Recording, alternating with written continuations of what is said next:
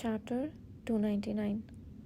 Afterward, Kishir lowered his head onto either shoulder, lightly resting it there, and remained silent for a while. Either too left Kishir's hand, which was wrapped around his shoulder just as it was. From the edge of the chest where Kishir leaned, he could feel the regular yet rapid beat of a heart, the most certain evidence of life that could never be felt from the dead. Although they assumed to bind each other, an odd tranquility, free from suffocation and strangeness, briefly wrapped around the two. Despite knowing that reality hadn't improved, for a moment an absurd feeling visited them, as if everything had become perfect.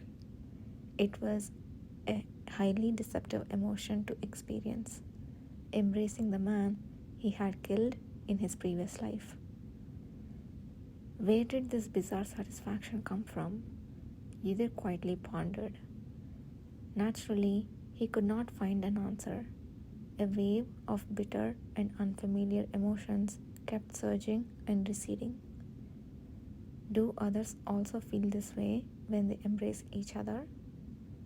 Was it normal to endure the shock of the self that one believed until now melting away under an irresistible attraction and impulse? Either thought it was unlikely. Had there been another person in front of him, there would have been no chance that he would have felt the urge to reach out, squeezing out the remaining strength in a situation where it was difficult to move even a finger. It was because it was Kishir that he had moved. Despite the bitter pain, the reason he didn't remove the embracing hand was because a greater desire resided within either. Emotions are strange. Suddenly, Kishir opened his mouth slightly. Armed with logic and patience compared to reason, it doesn't hold a single weapon, yet it defeats the target faster than anything else, turning it into a loser. If the result of being defeated by emotions is always this sweet, nobody would want to fight from the beginning. Apparently, he was having similar thoughts to either. The man who sighed, making his skin tingle, leaned his head on either shoulder like a weary deer. To be unable to think of anything because of this mere thing, the arrogance I have had so far, is laughable. It's not laughable.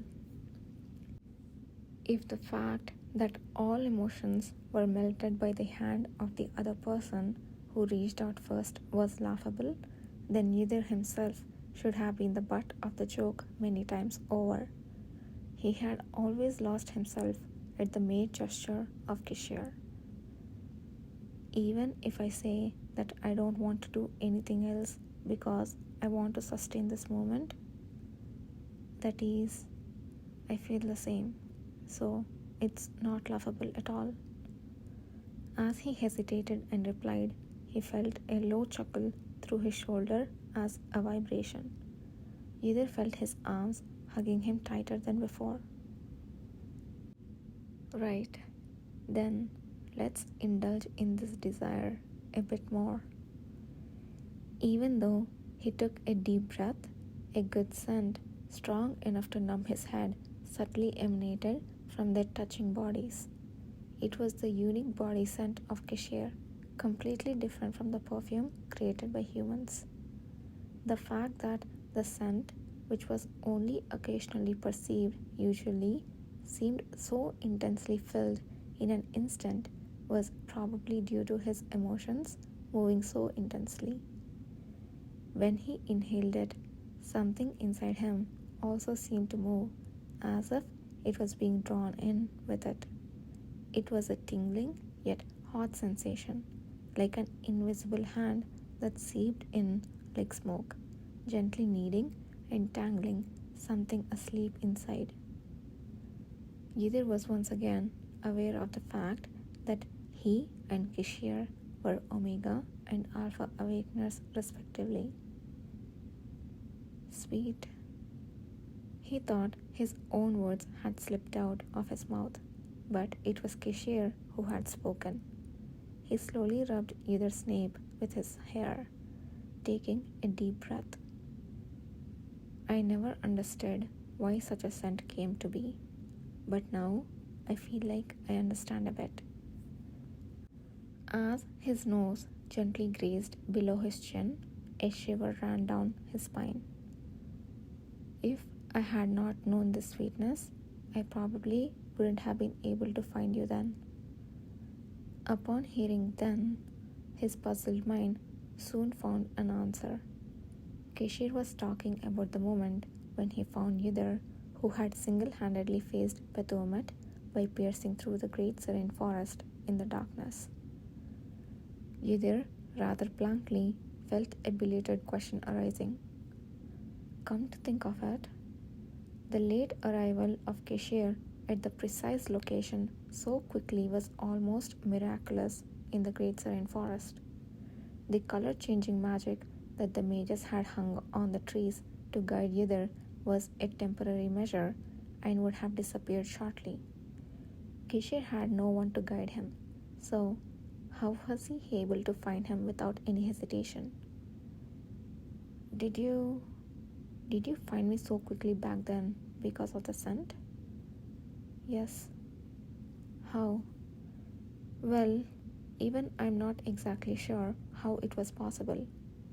However, the moment he thought he had to find Yudhir, he felt as if something beyond his senses from within his body had awakened. All I know is that at that moment, everything felt different than before. Suddenly, I realized there was a thin thread inside me, unknown even to myself, that was connected somewhere. I could feel that you were at the end of it. Somehow, even without any reason, a conviction so strong I couldn't doubt it. He ran through the forest, following the direction that sense pointed to. As he ran along the frail thread that seemed to break at any moment, he felt closer to the answer he had been searching for. From the thin, invisible thread, a faint, sweet scent wafted. It was certainly your scent, Kishir murmured, once again taking a deep breath. That sense disappeared after I found you, but I'm sure it wasn't a dream. It was an enigmatic experience, literally. He had never heard of anyone experiencing such a thing in all the memories of his previous life. Scent was a characteristic that most who manifested a second gender had. As the heat period approached, it became stronger against their will, attracting the opposite sex. But it did not play the role of finding someone specific. A thread and a connection. He had a feeling as if he knew something, but his mind was so fuzzy that it was hard to continue thinking. It's strange. Kishir smiled faintly. But it's a good thing.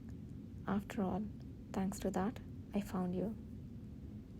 It would have been better if we had found him a little earlier. The murmuring voice sank once again. Gidhar felt a hand gently stroking the bandage over where his eyes were. I never knew that not being able to meet your eyes would be such a regrettable thing. There was undeniable self-reproach for not having arrived a bit sooner in his voice. This made Yudhir feel a sudden pain in his heart. What expression was Kishir making as he said those words? Even if he tried to imagine, he couldn't depict it. Looking at the silent Yudhir, Kishir quietly asked, Are you scared of not being able to see? He was not scared. Even though he couldn't see or exert strength, he didn't regret it. Not at all. However, he did feel a twinge of regret that he couldn't meet Kishir's gaze, so vividly felt through his skin, with his own eyes. I'm not scared, but I do feel a bit regretful. What aspect? Either turned his head toward where the beautiful, sunlight basking red pupils likely were. A thought skimmed across his mind, questioning whether he was even qualified to speak such words, but his mouth moved faster. I can't see what expression you are making now. Kishir said nothing for a moment. Soon, a surprising burst of heat flared between the touching skin. Before Yudhir could react to the sensation, a trembling breath echoed in his ear. Now I understand what it means to go mad. The feeling of hot lips brushing just beneath his ear was spine-tingling. To say such things without knowing how much I'm holding back, don't you think that's terribly cruel? His trembling arms, which had been holding Yudhir almost painfully tight, finally relaxed after several breaths. Don't turn me into a shameless person, asking if it's okay to touch someone who is hurting.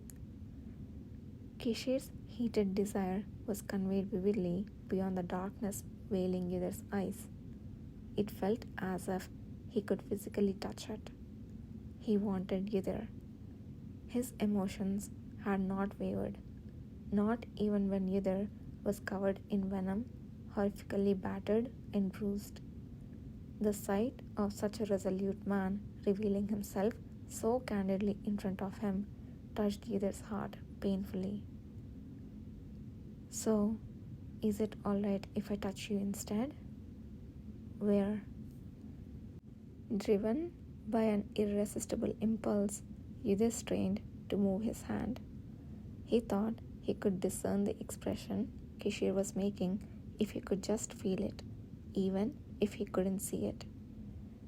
As the tip of his fingers lightly touched Kishir's jaw, he felt the skin there stiffen slightly from tension.